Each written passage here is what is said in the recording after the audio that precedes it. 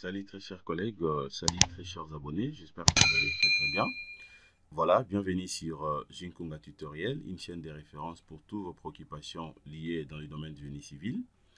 Nous voici encore une fois de plus. Nous allons travailler sur ces projets que vous êtes en train de voir devant l'écran. Voilà, dans la formation que nous allons faire ce soir, c'est une formation très très importante.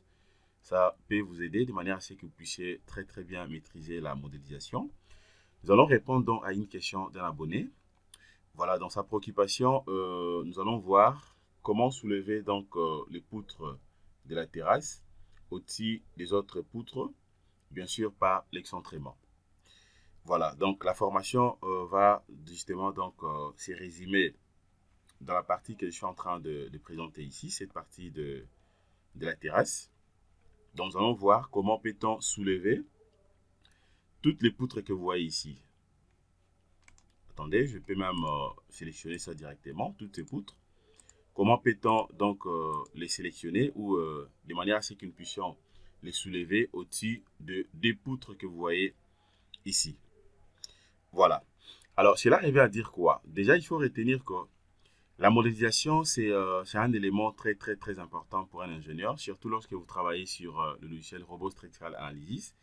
Il faudrait vraiment que vous puissiez bien maîtriser la modélisation, puisque si la modélisation a été donc bien faite, ça va vous aider de manière à ce qu'au moment de l'application de charge, combinaison et puis calcul des structures, vous aurez donc la possibilité d'avoir donc de bons résultats. Mais par contre, déjà au début, si vous avez commis donc l'erreur au niveau de la modélisation, ça va aussi vous déranger au moment des calculs des structures, puisque soyez-en sûr que les données que vous allez avoir, ça ne sera pas des données fiables. Voilà, ça c'est des 1. Et des 2 aussi, il faudrait comprendre que l'ingénieur travaille beaucoup plus. Généralement, nous travaillons ensemble avec les architectes.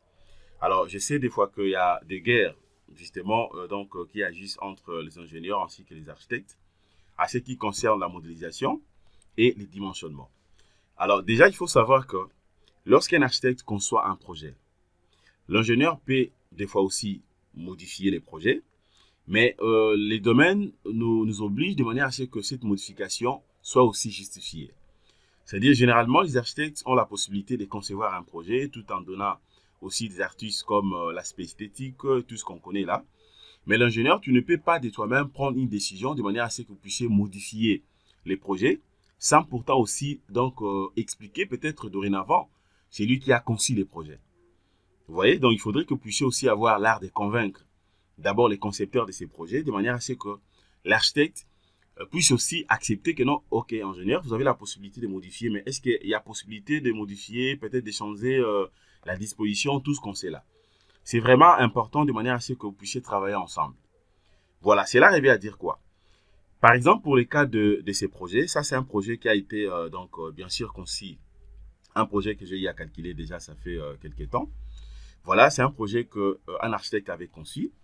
Alors, pendant la conception, déjà vous allez comprendre qu'au niveau de la dalle terrasse ici, l'architecte n'avait pas disposé en fait les poutres telles que moi je le fais ici. Voilà, c'est pas comme ça que j'avais dimensionné. Je le fais exprès justement pour essayer un peu de vous montrer comment est-ce que vous pouvez donc les soulever au-dessus d'autres poutres, de manière à ce que la modélisation soit correcte, exactement telle que l'architecte avait conçu le projet. Voilà, donc l'architecte voulait de manière à ce que les poutres de la dalle terrasse que vous êtes en train de voir ici soient un tout petit peu surélevées, donc soit au-dessus de deux poutres principales que vous voyez de l'autre côté. Vous voyez?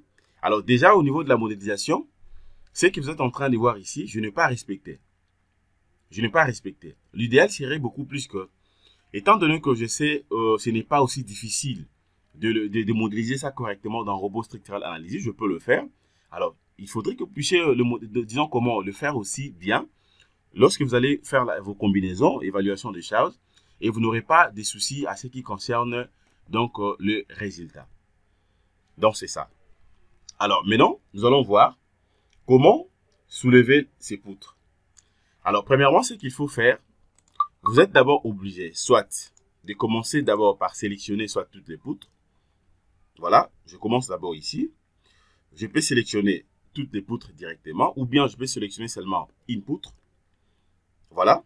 Et puis les autres, je peux sélectionner ça après. Regardez ici. Les deux poutres que vous êtes en train de voir ici, je considère ça comme des poutres principales. Des poutres principales au niveau de l'adultérase. Deux poutres principales. Alors, les poutres que vous voyez maintenant au milieu ici, je considère ça comme des poutres secondaires. Alors, ce que moi je vais soulever que des poutres secondaires au-dessus des poutres principales. Alors, ça va de même aussi pour le cas de lorsque vous modélisez par exemple la toiture et que vous avez l'albalitrier, vous avez aussi des pannes. Alors, en réalité, vous êtes obligé au moins de placer les pannes au-dessus de l'albalitrier. Puisque les pannes ne peuvent pas être comme ça. C'est-à-dire que c'est comme si que non, les pannes sont chevauchées avec l'albalitrier. Là, c'est pas du tout correct. Donc, en fait, le même principe que nous sommes en train d'appliquer aussi à ce niveau. D'abord, je sélectionne d'abord l'une des poutres secondaires. Étant donné que cela est sélectionné, je viens directement ici, je prends donc structure, je descends, je vais prendre caractéristique additionnelle, et puis je prends excentrement. Je prends excentrement, voilà, c'est là où je suis. Alors, maintenant, ce que je fais, c'est quoi? Je peux d'abord commencer par supprimer ça si je veux. Voilà, je supprime. Ça aussi, je peux supprimer, je supprime même les trous. Voilà. Alors, ce que je fais, c'est quoi? Je commence d'abord soit par la vérification. Je vais vérifier d'abord la section de cette poutre. Il y a plusieurs possibilités de vérifier. Je peux soit venir directement ici sur profil et barre. Je viens, je cherche poutre d'altérage. Je vois déjà sa section. Donc, c'est une poutre qui a une section de 10 x 30. Ou carrément, je peux sélectionner ça. Je fais clic droit. Je prends propriété de l'objet. Alors, je prends maintenant caractéristiques. Je clique. Voilà, 10 30. C'est bon? Voilà. Et maintenant, je rentre ici, je prends structure, je prends caractéristique additionnelle, je prends maintenant excentrement. Je clique. Alors, premièrement, vous allez remarquer que les numéros des poutres secondaires que j'ai sélectionnés apparaissent ici. Ce que je fais maintenant, c'est quoi? Je vais créer maintenant un nouveau excentrement. Je clique une seule fois. Maintenant, je regarde d'abord la direction de l'origine, ainsi que la direction de l'extrémité. Premièrement, d'abord, c'est que moi je veux faire. Je sais très bien que la direction que moi je vais utiliser, je vais surélever ça suivant la direction de Z. Et donc, je suis ici. Alors, maintenant, je suis obligé d'abord de savoir son hauteur sera de combien. Déjà, à ce niveau, je comprends que le plaisir dans la hauteur de la poutre est de 30. Alors, si je prenais maintenant les doubles de cette hauteur, c'est-à-dire que je vais prendre donc 30 plus 30, ça sera 60. Et là, c'est-à-dire que ça sera au-delà. C'est-à-dire que le logiciel robot va prendre 30 au-dessus, plus 30, ça fera 60. Tandis que moi, je vais surélever tout simplement cette poutre à une hauteur de 30. Puisque donc le seuil des 0,0, ça commence à partir de cette poutre. Dans les 30, ça sera au-dessus. Cela revient à dire quoi? Je ne peux pas prendre 30 plus 30. Donc, je prendrai tout simplement 30 cm. OK? Je crois que là, c'est bon. C'est-à-dire, je viens maintenant ici, suivant la direction de Z, je vais insérer d'abord, comme l'origine, je prends donc 30 cm. Voilà. L'extrémité de l'autre côté aussi, je prends 30 cm. Voilà. Maintenant, je viens au niveau des repères. Moi, je vais utiliser quel genre de repère? Je prends comme repère, je prends repère global. C'est ce que je vais utiliser. Maintenant, les noms, je peux changer ici. L'excentrement, à une hauteur de combien? Je prends des 30 cm. OK? C'est bon. Et puis, c'est tout. C'est tout. C'est vraiment simple. Alors, maintenant, ce que je vais faire, c'est quoi? Regardez comment je vais surélever cela. Je viens d'abord ici, je vais ajouter. J'ajoute. C'est déjà entré. Je ferme. Voilà, l'excentrement apparaît ici. Maintenant, je vais insérer d'autres numéros de poutres pour surélever ça, du coup, dans les tout une fois pour toutes. Donc, je vais cliquer sur CTRL. Je commence maintenant à sélectionner.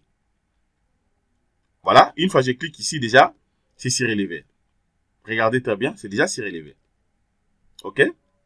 Tout comme je peux tout simplement appliquer, j'applique d'abord ça. Voilà, vous allez voir que c'est déjà surélevé.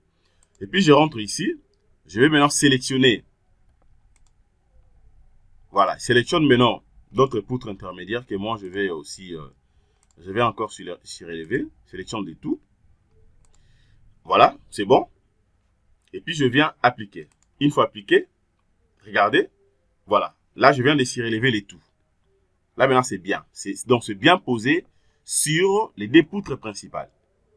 Ce n'est plus comme c'était auparavant. Je l'ai fait aussi de l'autre côté. Je viens ici. Je vais faire la même chose. Je clique là-bas. Sélectionne les tout. Deuxième, troisième, quatrième, cinquième, sixième, septième, huitième, neuvième. Voilà, neuvième poutre, c'est bon. Et puis, j'applique. Hop, voilà. Et donc, je viens de surélever des deux côtés. Regardez, maintenant, vous allez voir la différence. Vous voyez? Voilà. Là, maintenant, vous allez voir que ce sont des poutres secondaires qui sont posées sur les poutres principales. Voilà. Donc, c'est comme ça que le projet a été conçu par l'architecte. C'est-à-dire, là, j'ai respecté exactement ce qui a été, ce qui a été prévu. Voilà. Donc là, c'est bon. Vous voyez? Donc là, je n'ai pas de problème. Vous voyez maintenant les projets. Voilà. J'espère que vous avez très bien suivi. Donc, c'est très, très simple. Donc, c'est justement pour dire que, et des fois, donc, si Robot Structural Analysis, vous avez la possibilité, en tout cas, de faire la modélisation correctement. Vous pouvez donc utiliser plusieurs onglets qui pourra vous aider de manière à ce que la modélisation soit, en tout cas, parfaite. Donc, voilà ce que je voulais vous montrer concernant cette petite formation. J'espère que ça vous a plu. Voilà, n'oubliez pas, liker nos vidéos, postez également nos vidéos sur vos plateformes. Si vous avez des groupes, WhatsApp, tout ce que vous avez comme groupe, essayez un peu de publier ou de poster là-dessus de manière à ce que vous puissiez exciter donc les abonnés de pouvoir nous joindre sur notre chaîne YouTube. Ça nous fera énormément du bien. Voilà, merci de votre disponibilité. Passez une excellente soirée. Au revoir.